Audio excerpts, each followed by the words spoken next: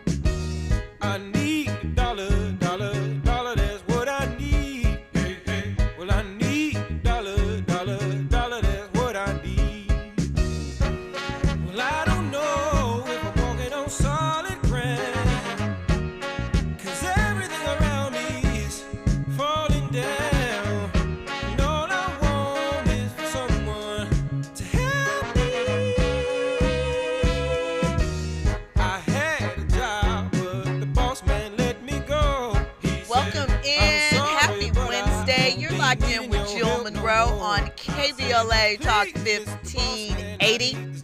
And tonight, your backstage pass to the culture. We are talking ownership moves, cultural clashes, courtroom drama, and numbers that don't lie, right?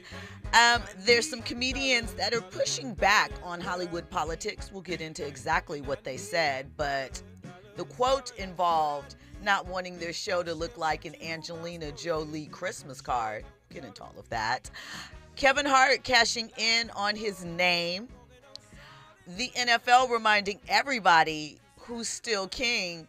And Mary J. Blige said, dismissed, right? So if you care about power, money, image, and who actually wins when the headlines fade, stay right here because we have a lot to get into tonight.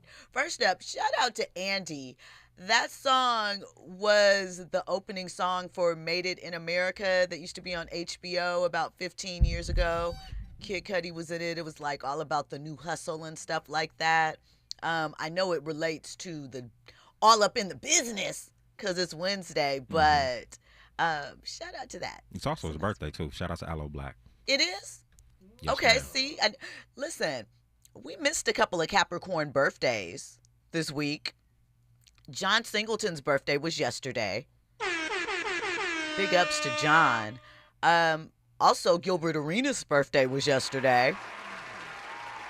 On the 4th, there was someone else we mentioned prior, but we also have to give it up to the matriarch, Miss Tina Knowles. Also a Capricorn. Her birthday was then. So, you know, the Capricorns keep capping. Cap. All right, listen, before we get into all tonight's topics, and it is all up in the business, so, you know, we'll be breaking things down tonight, and I'm not alone. We'll get into that shortly. We got a couple of conversation starters to hit the night up. So, Zion Williamson, right? We haven't talked about him in a minute. But a reoccurring pattern of his is popping off once again. And no, it has nothing to do with hoops or the Pelicans, right? Over the years, Zion has repeatedly been publicly linked to adult content creators, right? With multiple pregnancy allegations, public social media fallouts, social media exposure.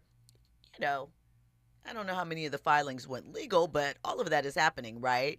So first there was Mariah Mills, who is an adult film actress, and she went public claiming that their relationship, she was hurt when Zion popped up with someone else pregnant and that he pressured her to change up his status with his child and, you know, a lot of things, right? Well, once again, another adult content creator is alleging that Zach is the father of her child. Well, I'm not Zach, Zion. She's trying to figure out if it's Zion and another high-profile individual. She captioned her Instagram story, "Can anybody tell me where my baby daddy is?" or something to that degree, right? Her Instagram name, or someone exposing, Dope Chick 69. And she said that Zion may be her child's father. She showed video of Zion in her home interacting with her that she probably secretly recorded, and screenshots placing her both at Zion's residence, and also adult film creator Jimmy Smacks, who is the other potential as far as the father. And she also showed proof of a $2,000 wire transfer that allegedly was sent from Zion. What she also exposed with that was that she only had $600 in her account before that. So, I mean, I don't know, girlies. I feel as though you're losing the plot. I feel as though you really don't understand what the game is, right? But who am I to judge? I also feel as though, once again, these high-value, high-profile men are not protecting their assets. They got to be smarter. We have seen enough evidence to know it's not a game out here. And yeah, the things that you're crying about may be valid, but you never punish those type of women. You punish your girlfriends or the women that actually might be invested in you with these tactics, because your philandering era, you didn't get through it playing smart. Just say that. Andy, did you have to? Okay. All right. Listen, when we come forward, more trending topics and headlines. You're locked in with Jill Munroe on KBLA Talk 1580. Your ride with Jill Munroe on KBLA Talk 1580. My son loves to fly kites, but my active psoriatic arthritis can sometimes hold me back. Now with Skyrizi to treat my skin and joints, I'm ready to go. Skyrizi, risankizumab Riza, a prescription-only 150 milligram injection for adults, helps with less joint pain, stiffness, swelling, and fatigue. For those who also have plaque psoriasis, 90% clearer skin is possible with just 4 doses a year after 2 starter doses.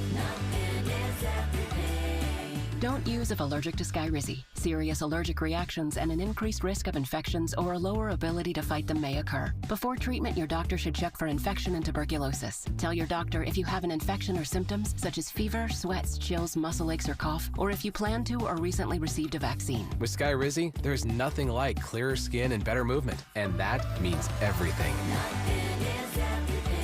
Ask your doctor about Skyrizi today and visit skyrizi.com or call 1-866-SKY-RIZI to learn more. KBLA Talk 1580. We've got a lot to talk about. Imagine a Los Angeles where everyone can thrive, where communities have access to the resources they need to succeed. That's the vision of M-Thurs Mentoring Group, Inc. They're dedicated to improving life in LA County by providing educational support, employment assistance, and spaces for community engagement. By 2050, they want LA to be the best place to connect, create, learn, live, and play. They're working toward an education system that's well-resourced and culturally responsive, becoming a hub for artists and innovators, and making sure everyone has access to healthy food, quality healthcare, and safe housing. It's about building a future where we all have the chance to succeed. We invite you to learn more about their mission and get involved with M-Thurs Mentoring Group, Inc. This is a community call to action from KBLA Talk 1580.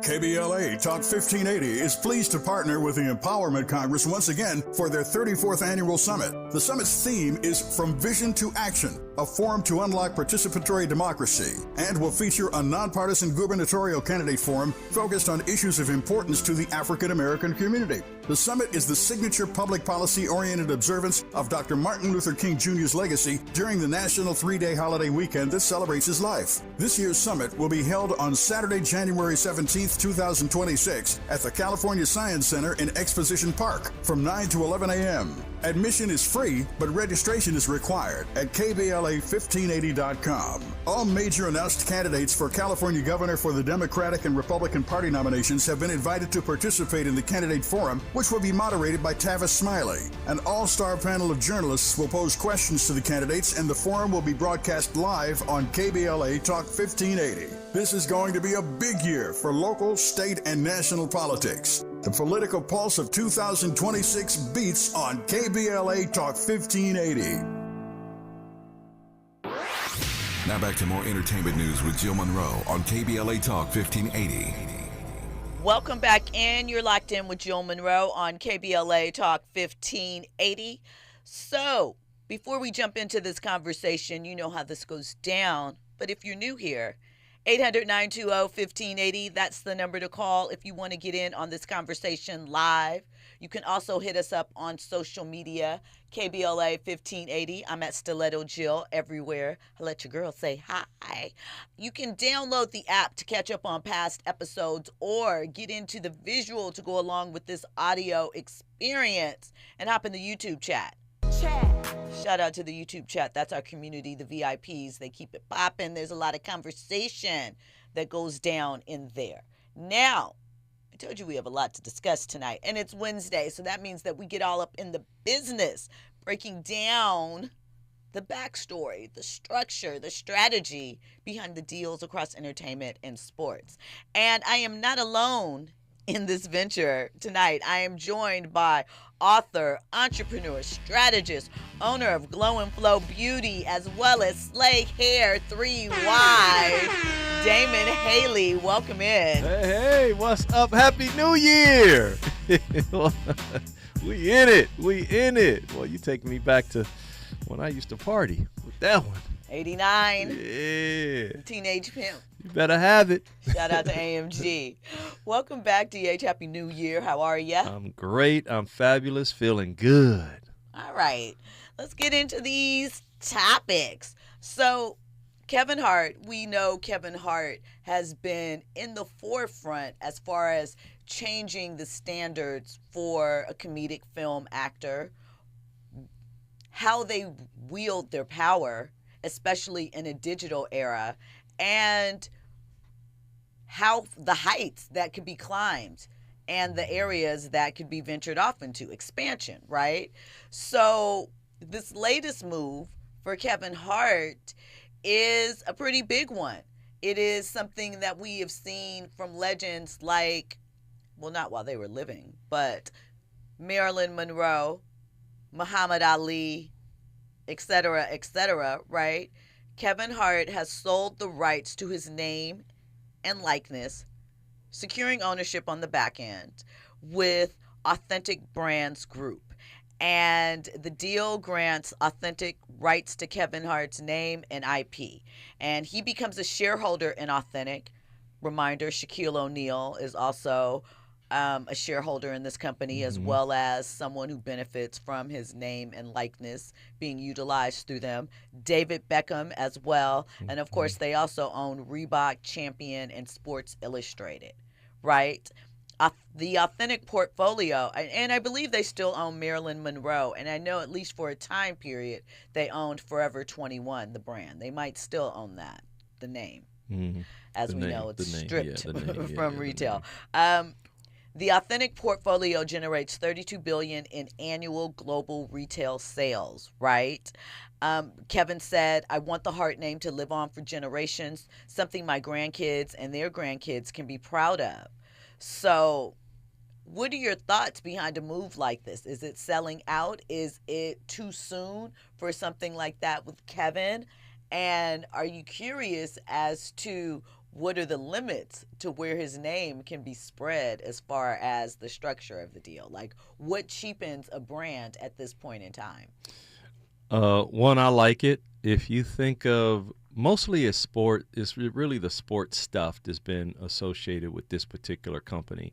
And Kevin is taking his comedic like stardom and rock starness. The comedic rocks to the next level. So now he's saying, let me have smart people figure out how to leverage my name, image, likeness, and dare I say the brand, because I'm not sure what his brand is to be that sellable, so to speak. So it would take some extraordinary thinking.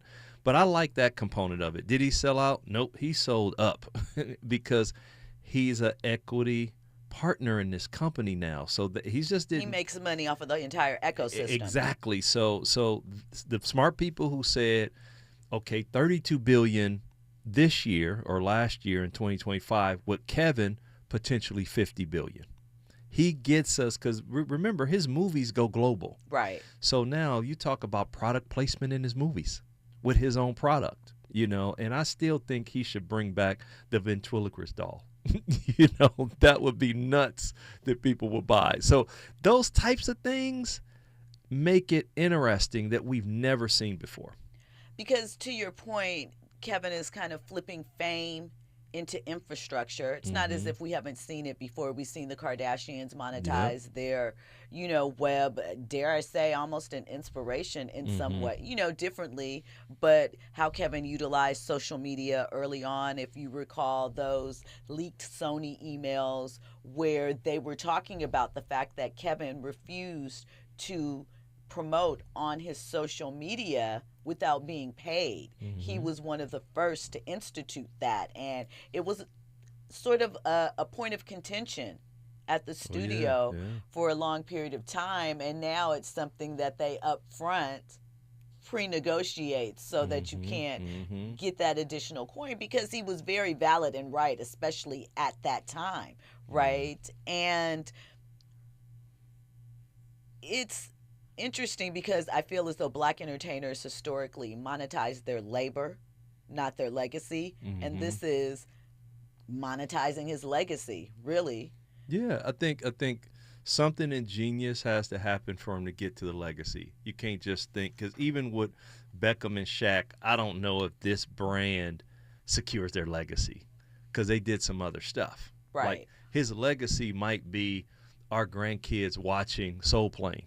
To him be, because he's doing these movies, and he's actually a great actor in that one, the last whatever, when he was with the guy in a wheelchair. So he's evolving, and he's still he got about 30 more years, knock on wood, he lives that, to cultivate this whole thing, to take all the digital platforms, the products. Because he has his LOL network. He's developing, working with streamers like Drewski and Kai Cenat, trying to produce projects for them. And that part, I think, is part of the legacy. You got to say it now. It sounds good, but what he's doing with the streaming, that's huge. What he's doing, like the social media, that Sony stuff, that's part of the legacy, because we're going to look back and say he was the first to do it. He was. He really was. He instituted that. Kind of along those lines, though, right?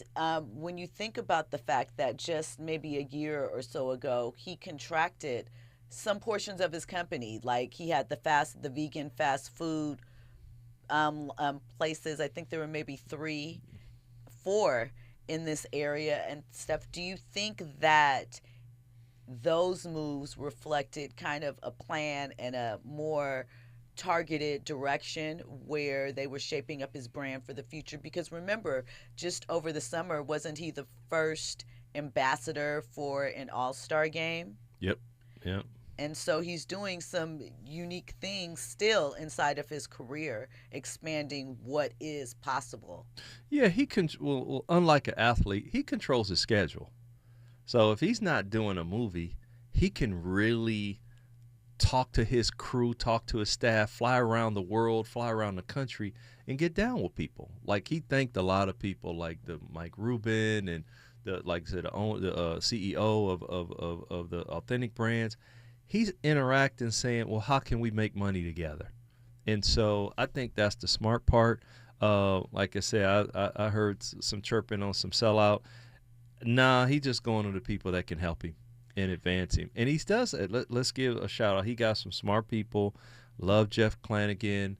He got a lot of people and just do it, like the streaming from the production. And now he's going to be producing and manufacturing IP and products.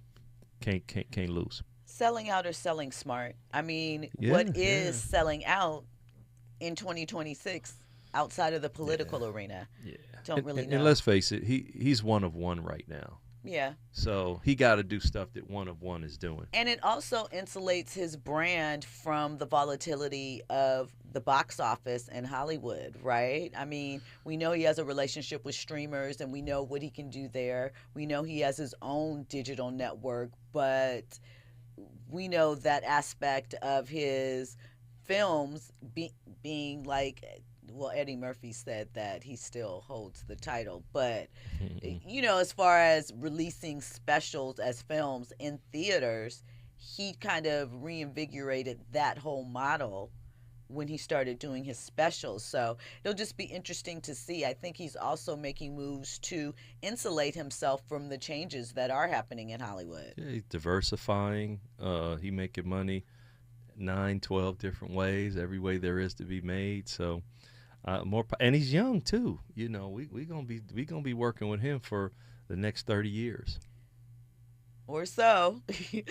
All right. He's giving us the blueprint. We have a caller on the line, Morris from Inglewood. He is calling in to talk to DH. Welcome in, Morris. Happy New Year.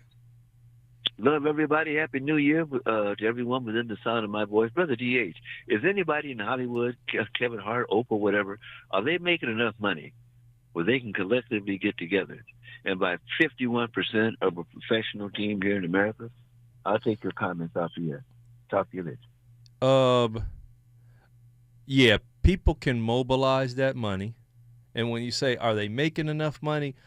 You know, it's collectives that bring together, you know, the money, so to speak. It's no different than the average person buying a house. They go and they get it financed. Can Kevin get it financed? Yes, he's probably worth $500 million by now. Oprah's $1 billion, all that. But it takes billions, plural, to buy a team. You know, I mean, most of the people that we talk about, they creep over to be the billion, you know, to have $1 billion. You need a team of people to do it, and you need some financing. Like Oprah would have to sell some of her rights to her catalog. Kevin would have to do the same thing. Now, can it be done? Yes. But when you buy a team, somebody has to sell you the team. And that might be the problem, because there's an ownership structure that says, how do you create value for us 30 other rich people that are way richer than you? And that has a lot to do with who people sell to. And it was something recently where a private equity company in the NBA can invest up to 20%. So a private equity cannot buy the whole team, but they can buy up to 20%, which means... And multiple teams with that, Multiple right? teams with that, right. So they just saying infusion of money. And I'm pretty sure on stuff I've heard that a very popular NBA guy over the last 20 years, he already has money secured for a team when the time is right. I mean, of course. Of course, it's right? It's secured outside of the United States, I hear. Not the Saudis? Outside the United States, I hear. Okay. I mean, I'm just putting out there with the tea leaves kind of show. That's just me thinking out loud. I don't know anything. But kind of along those lines, even we saw with the sale of the Lakers, part of the reason why they needed to do something is because they needed that infusion of cash that comes from these multi-structured partnerships or groups or however you want to term it that, you know, can compete in the new era. There are a multitude of things that are required to upgrade a team in 2026. Yeah. I mean, you know, I think the first techie to hit it was Mark Cuban. You know, he came and he kind of changed a youth movement, not somebody who was just in real estate or what have you, but now you have these clusters of groups of people where your board of directors can really make stuff happen. They can come from their world, bring it to sports, and then it amplifies the whole thing. And that's what Adam Silver and Mark Tatum and those NBA folks look for. Like, how are you going to make us better so we can copy you? Because only 30 teams. What do we bring into the table? And we'll talk about this perhaps at another time. I wonder what the incentive was for the group, for them to allow in the group that bought the Mavs. what did that sell say about the future of the NBA as far as gambling and casinos and sports books and things of that nature? Michael Irvin Walker in the chat says, Kevin Hart, too soon, but perhaps smart. As he's getting older and as more time passes, other revenue streams like Snoop and Martha or Snoop in the NFL, and new ideas are needed to produce more income. So we'll have to see. Listen, when we come forward, we're going to talk about two comedians who say that DEI kind of off-railed their careers. Plus, more trending topics and headlines. You're locked in with Jill Munroe on KBLA Talk 1580. Take me through that, take me through that. Where she going? Take me through that, take me through that. Go through that, through that. Take me through that, take me through that. Through that. Take me through that, take me through that. Where we going?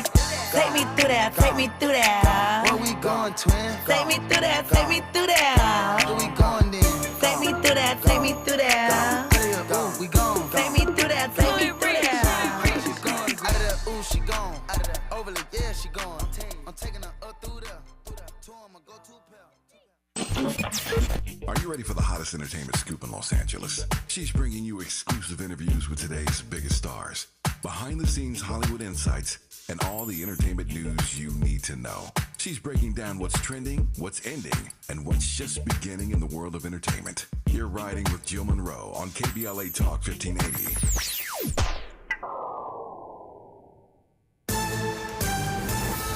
I'm Amber Payton with BIN News Now. Construction is underway on a new housing project in Chicago's North Lawndale neighborhood. Black Mayor Brandon Johnson joined officials at a groundbreaking for the $5.4 million development. The 7 flats that have been constructed and rehabbed by citizens building a better community will provide an affordable, safe, and quality home for 14 residents. The project will turn 7 vacant city lots into homes for buyers, earning up to 140% of the area's median income. Former President Barack Obama is encouraging Chicago residents to apply for jobs at his presidential center on the South Side. In a video, he said applications are open at obama.org with more than 150 full-time positions available ahead of the center's June opening in Jackson Park. And Black Grammy-winning gospel singer and pastor Donnie McClurkin is facing a lawsuit from a former assistant who alleges years of sexual abuse. McClurkin denies the allegations. Get BIN News Now on demand 24/7 on the iHeartRadio app. So this is the 134 westbound at the Buena Vista off-ramp in Burbank. That is off limits right now. Off-ramp off limits. And that's due to repair work after an earlier crash. Now, I'm getting reports that they hope to have that ramp reopened by about 8:30 this evening. Until then, it's going to be kind of crowded leaving the 2. Out to Westminster. Here's the latest. There was a car fire on the South 405 at Bolsa Avenue. It had all lanes off limits. Cars were squeezing by on the far right. But then they just reopened the fast track lanes, or the southbound side of the 405s backing up from the 605. For victims of drunk and drug driving, our grief is unique. But you are not alone. You always have a place at MAD. Call our 24-hour victim helpline at 877-MAD-HELP or visit mad.org. This is the KBLA Sports Minute with Ray Richardson. The odds makers in Vegas have a lot of confidence in the Rams for their first-round playoff game Saturday at Carolina. The Rams are 10-point favorites. The Rams will have wide receiver Devontae Adams back in the lineup. Adams missed the last 3 games with a hamstring injury. The Chargers are 3.5-point underdogs in their playoff matchup Sunday night at New England. Chargers head coach Jim Harbaugh's older brother John is the latest NFL head coach to lose his job. 7 teams are now looking for a head coach after Baltimore fired John Harbaugh. Harbaugh was in Baltimore 18 years. This Friday at 6 p.m., Out of Bounds is moving to prime time. Join me and my co-host Neil Scarborough for 60 minutes of sports chatter with some black folks flavor. And you can be a part of the conversation at 1-800-920-1580. No debates, no speculation, just the info you need. That's your KBLA Sports Minute. I'm Ray Richardson. More news, opinions, and conversation when we come forward on KBLA Talk 1580. Break out the champagne. Everybody get a glass. Tavis Smiley is now ranked number 16 nationally and the highest rated talk show hosted by an African American on the 2025 Talkers Heavy 100 list of the most important talk radio hosts in the nation. Last year, Tavis ranked number 33 and the year before, number 45. The Tavis Smiley Show has rapidly expanded its national syndication to now include nearly 50 radio stations across the country and counting. Congratulations, Tavis. Yay! Looking for something new? Try fencing, the Olympic and Paralympic sport that mixes speed, strategy, and fun. It's like chess meets cardio. Quick feet, quick decisions, and a satisfying beat when you score a point. Kids, teens, and adults can start anytime. No experience needed, and many clubs have loaner gear. Coaches teach fundamentals and safety from day one. Find a beginner class near you at usafencing.org/tryfencing. That's usafencing.org/tryfencing. Picture this, you're on a date, and then bad breath happens. Confidence gone. Here's the truth. Most gums and mints are just bad breath Band-Aids, but not Zellman's Minty Mouth. The functional breath freshener you swallow. Tiny dual-action capsules with mint on the outside, parsley seed oil inside, clinically tested to fight the toughest offenders, even garlic and onions. It's only available online. Go to Zellmans.com, Zelmins, Zellmans.com, code FRESH for 15% off. KBLA Talk 1580. We've got a lot to talk about. KBLA Talk 1580, connecting you with services and solutions. The Autopsy Initiative provides a second autopsy free of charge for victims' families who have lost their loved ones due to a police-related death. The services offered through the initiative include the completion of a second autopsy, disclosure of preliminary findings, and a final autopsy report. A police-related death is when an individual is harmed by police officers using deadly force, which results in an individual's death. Police-related death includes in-custody deaths, including those that arise during contact with law enforcement officers during arrest, pursuit, booking, transport, or incarceration. The Autopsy Initiative has a team of board-certified pathologists on call. An autopsy request may be completed by anyone with a close relationship with the victim, which may include the victim's spouse, partner, relative, close friend, or lawyer. To request a free second autopsy for a victim of police violence, please visit knowyourrightscamp.com. That's knowyourrightscamp.com. Then click on Autopsy, then click on Request. At KBLA, we believe in justice for victims of police violence. We say their names, and we don't black down. This is a community call to action from KBLA Talk 1580. You're listening to Jill Munroe on KBLA Talk 1580.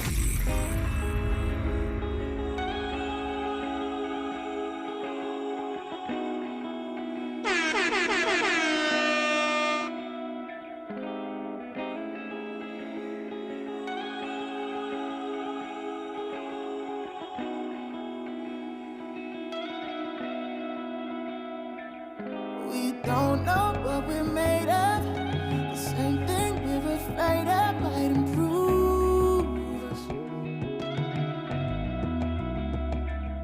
Stay up all night, just lay up. Use half, but it's pain stuff to make moves with. Or I'll be the cause when it ain't no room in Paris. We can still fly. Just make sure you pass it. No, you can't imagine. Ooh, it's automatic. The life we live is lavish. We don't have to be here if we stay. We don't have to leave if we go. Roll some more. Welcome back in. Happy Wednesday, Hump Day. You're locked in with Jill Munroe on KBLA Talk 1580, giving you your backstage pass to the culture, breaking down these trending topics and headlines. And of course, I am joined by author, entrepreneur, business strategist, Damon Haley. Yes, baby. So I'm going to switch up the topic a little bit. Still business related, still interesting. On a podcast episode, two comedians, throwback comedians, white throwback comedians, Tim Allen and Bill Maher, they kind of had a call out for DEI in Hollywood, right? They're making some noise online, of course, because they took direct shots at Hollywood's DEI culture. They said not everything in America needs to look like Angelina Jolie's Christmas card in talking about their projects. Tim Allen basically said that his career came to an end because he's arguing that casting decisions are being driven more by optics than storytelling. And they criticize what they describe as performative diversity mandates. So we're going to listen to the clip, and I'm going to say that probably not in the way that they are saying it and thinking it. I low-key don't disagree with them. So, but again, perhaps not how it's being presented here, but let's listen. I said, somebody told me I was like the Tom Brady of sitcoms. When they asked me to do a third one, I said, I thought they were kidding. I said, I don't know whether my generation, because all the people that I know that I would make it with are either dead or not the right gender.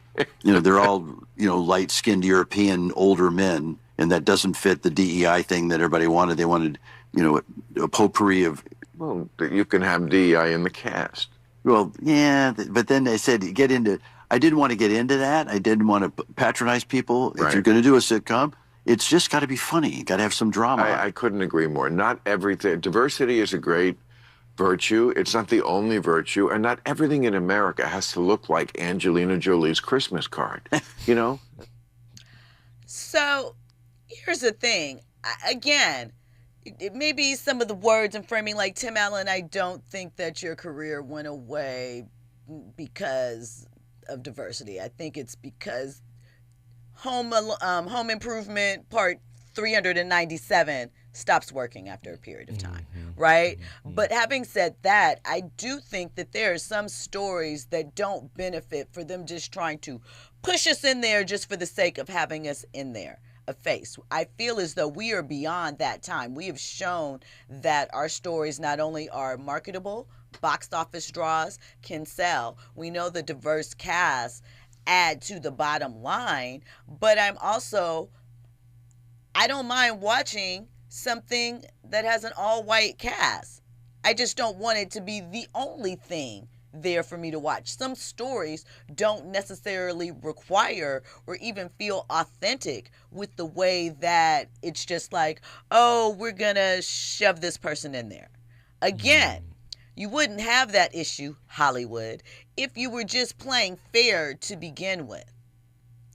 But those are my thoughts. DEI criticism hits differently depending upon who is saying it. And when comedians push back, it's often framed as bravery. And I'm not saying it's not, because to speak out about this currently isn't necessarily a good look if you want to keep favor on one side of the fence. But that doesn't mean that there aren't some valid points in this particular conversation. DH? No, I think you're right. Tim Allen had a good run at it, and I don't know if he re-engineered any. He was the same guy, so he really just wanted to be himself, and his self had a run on television. But I do agree with them. It is about the optics. They do tests and all that kind of stuff. Commercials are looking like Angelina Jolie's Christmas card and all that kind of stuff. So it's kind of a wave. And so I think he just, kind of sour grapes, at his third run at it.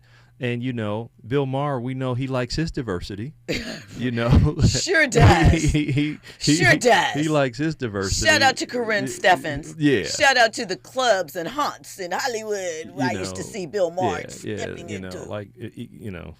We know he going out to that row, not on the plantation where all the sisters be at, right? All of that kind of stuff to get his thing. So I think that when it comes to dollars and cents, guys of that profile will have some objection, no different than the executives that have that same profile have, you know, those objections. But I think it's business. I think they do, especially in television, where you know what everybody's watching and stuff like that. They know what cast is going to yield the highest potential audience given the time frame, the network, etc. So, but I do agree with them. It doesn't have to be that, but people like it. It's also, you know, we have these conversations about many things all the time. When marginalized creators critique a system, it's labeled complaining, but on the other side, it's expressive. I think that the industry still struggles to separate representation from tokenism. And I think that sometimes becomes the problem, that they think, well, you're there. That is the same thing, and it's really not. And lack of hearing, you know, people hear what they want to hear for that particular area. But to your point, like you said, the things that are making the most money are the ones that have those diverse cast. You look at like movies, like I was watching Scary Movie that was a diverse cast. The 6 or 7, okay, that works because you can see yourself in that scenario, like with that person, and having that kind of friend, having that type of experience. But these older guys just didn't grow up like that. They grew up being at the front of the class, never having to worry or think about or consider what was behind them, let alone on the side of them. You know, to your point, it's not really diversity that's being debated. It is control and control over the narrative. So we'll have to see what develops for them, but they do feel a little bitter. All right, switching gears a bit, still all up in the business. Are you going to be shocked? I'm asking you pre-question. You have no idea what the question is about this news, but the NFL has posted their highest viewership in 35 years. So that means since 1990. You were just talking about 89 when AMG was dropping. 1990, right? And it's the NFL kind of reminding every streaming platform, network, and advertiser they still run American television because they touch all of those areas now. And 18.7 million viewers per game. Wow. That's the average, up 10% year over year. And it is the best season since 1989. Second highest viewership in league history. When we come forward, I'll give you some more milestones from this season and talk about what do we think is fueling this surge for the NFL. All of that and more. You're riding with Jill Munroe on KBLA Talk 1580. As a mom, comforting my family is what I do best. Vicks Vapor Stick provides soothing, non-medicated Vicks Vapors in an easy-to-apply stick, and it dries fast, so there's no mess. I use it to comfort myself and my family. Thanks, Mom. Vicks Vapo Stick, soothing comfort for the whole family. And try Vicks Vapo Shower Max for steamy Vicks Vapors when you need more comfort for yourself. Use as directed. Pizza's here. Oh, great. I'd love some, but I'm worried about my stomach issues. If you're worried about having diarrhea, gas, bloating, stomach pain, or loose, oily stools, it may not just be stomach issues. It could be a condition called exocrine pancreatic insufficiency, or EPI. With EPI, the pancreas doesn't release enough enzymes to break down food, but EPI is manageable. Use the symptom checker on identifyepi.com and talk to your doctor. That's identifyepi.com. Sponsored by AbbVie. We're definitely going to be late to the concert. I feel like we should be there by now. I'm just taking a little detour. I gotta fill up my gas tank, and I know this place a couple towns over where the gas is cheaper. Are you serious? We're gonna be late for the concert because you're driving out of the way for cheaper gas? Just use Upside. What's Upside? Upside is the free cashback app that gets you real cash back for every gallon of gas you buy. Wait, I can get cash back just for buying the gas I need anyway? Yes, I use it all the time, and I've made around $200. Now pull over so you can download the Upside app before we miss the concert. Download the free Upside app now to earn cash back every time you buy gas. gas. Use promo code PATH25 to get an extra 25 cents per gallon on your first tank. You can cash out anytime, right to your bank, PayPal, or as a gift card for Amazon and other brands. Just download the free Upside app and use promo code PATH25 for a 25 cents per gallon bonus on your first tank. That's code PATH25 for a 25 cents per gallon bonus. That's code PATH25. KBLA Talk 1580. We've got a lot to talk about.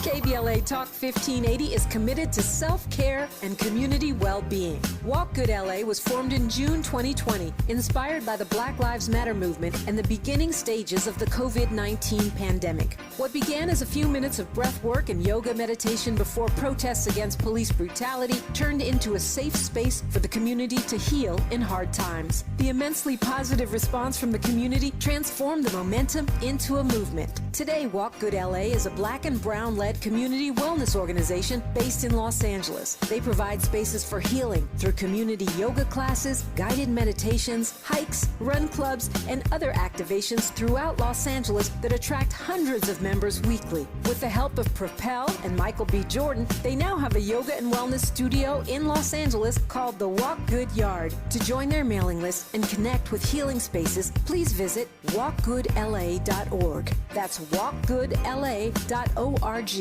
Or find them on Instagram at walkgoodla. This is a community call to action, a community call to healing from KBLA Talk 1580. You're listening to Jill Munroe on KBLA Talk 1580. Welcome back in. You're locked in with Jill Munroe on KBLA Talk 1580. We're talking about this season. The NFL has posted the highest viewership in 35 years. Some of the highlights include Amazon, 15.3 million average on Christmas Day. They peaked at 21 million. CBS, 21.3 million averaged for the Thanksgiving Chiefs versus Cowboys. That hit 57 million at one point. ESPN, 16.5 million average. It's the second best Monday Night Football season in 20 years.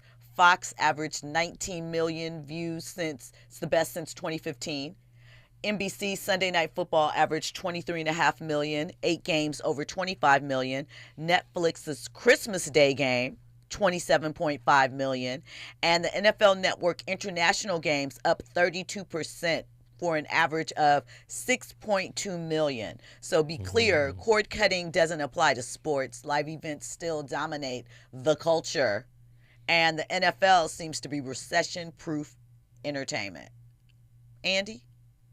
Well, with the rise of, daily fantasy sports and sports gambling, you're definitely going to get a lot of more people, watching these games. I'm more of a basketball fan than a football fan. Me but too.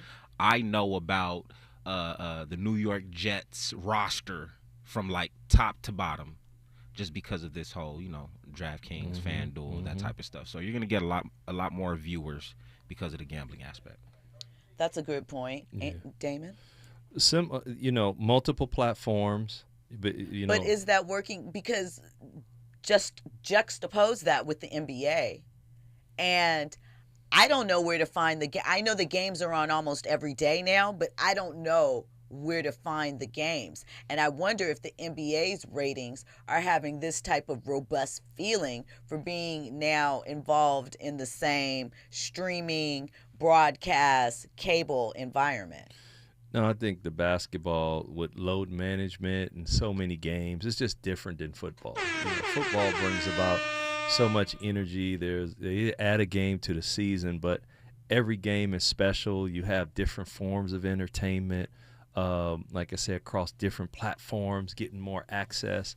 So, and the international aspect of it. And they do a great job with storytelling, the heroes and stuff like that. So I think the NFL does a great job, and I Do you think think it's keeping because them going. it's all about the shield in the NFL, where the NBA is more individuals, so it's more about the teams? And even though you have the independent stories, the NFL, it's still about, we're still watching the same two teams on Thanksgiving because it's tradition.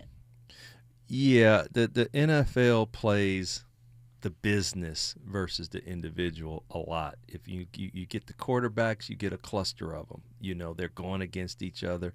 You don't have that in NBA. And then these NFL guys, you still want to discover about them. There's a discovery, and they're not getting into half as much, or we don't hear them getting into half as much trouble and texts and all that kind of stuff. So I think they do a great job. Like I was amazed at the Snoop thing on how it was marketed and what it actually looked like. Oh, it actually was very much they sucked a me Netflix in. Christmas because it had the K-pop on there, the opera, the country. They touched everybody. But they sucked me in on that. They got me on that. Listen, Michael Irvin Walker in the chat says the NFL is up because of Cam and Mason's stat, baby. It is what it is. Hip-hop rules. But in all seriousness, the podcast and real talk from real players like Cam Newton are helping to drive the NFL viewership as well. If Cam, that's the case, basketball, people will be watching basketball if that's the case. Then. True. I mean, because we have, Gil's Arena is the top sports podcast, period. Well, by former players, because I'm sure Pat McAfee is ahead of him. But yeah, and there's still women have started watching football more continuously. It's been like that. Taylor Swift brought in the younger ones, but as someone who used to run a fan sports website, I guess it was a fan site, I don't know.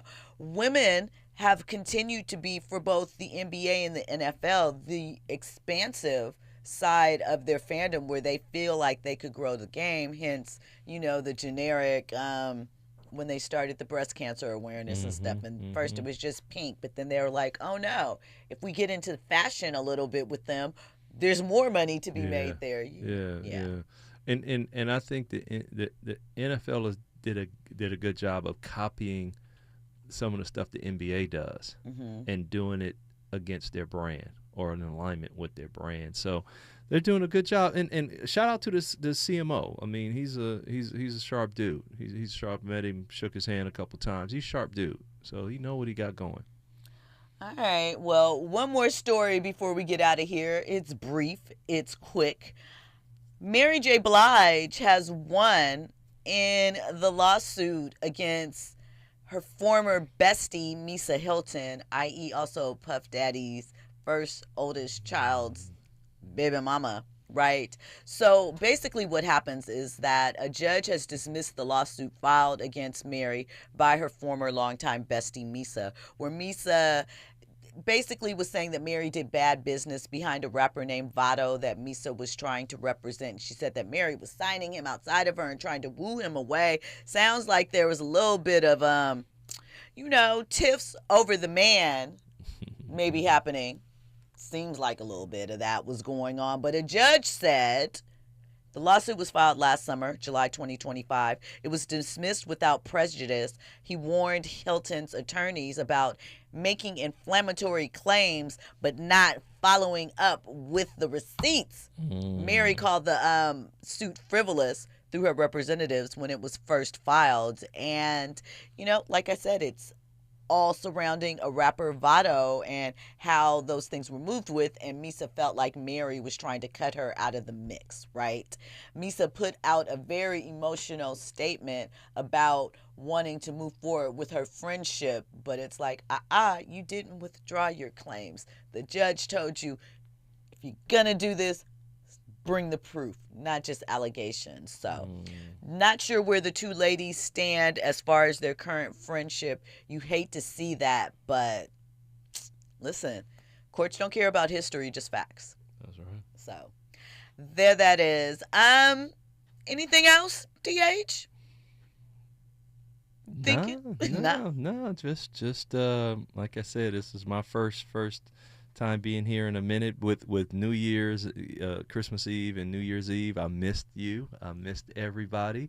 And I'm just happy to be back and be all up in folks' business in 2026. We love that. So thank you guys for locking in each and every Monday through Thursday, getting all your trending topics and headlines right here. Coming up next, of course, is Zoe Williams, the voice of reason. And I'll be back tomorrow. I'm a little early, right? I'm good? All right. Well, yeah. I'll see you guys tomorrow. Live your life, girl.